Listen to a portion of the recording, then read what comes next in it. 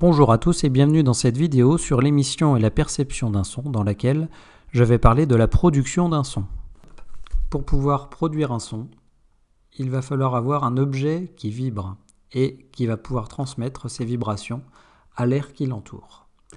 Par exemple, si je prends un fil métallique que j'attache à l'aide de deux potences et que je frotte mon fil, je fais vibrer ce dernier et on obtient en fait une légère vibration du fil qui se transmet à l'air et que l'on entend légèrement. La vibration donc, de mon fil ici s'entendait très peu, donc le but est de pouvoir amplifier le son pour qu'il soit plus audible. C'est en fait le principe de la guitare.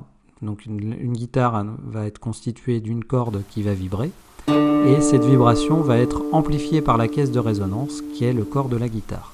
Donc les instruments de musique sont construits sous cette forme. Donc un instrument de musique sera toujours constitué d'un objet qui vibre, par exemple pour la guitare la corde, et donc c'est lui qui va produire le son. Pour que ce son soit audible, il va falloir l'amplifier. Donc nous utilisons dans ce cas une caisse de résonance qui va donc amplifier le son et pouvoir favoriser sa transmission dans l'air. Donc je vais reprendre mon exemple de la guitare ici pour illustrer un instrument de musique. Donc une guitare est constituée d'un corps et d'un manche.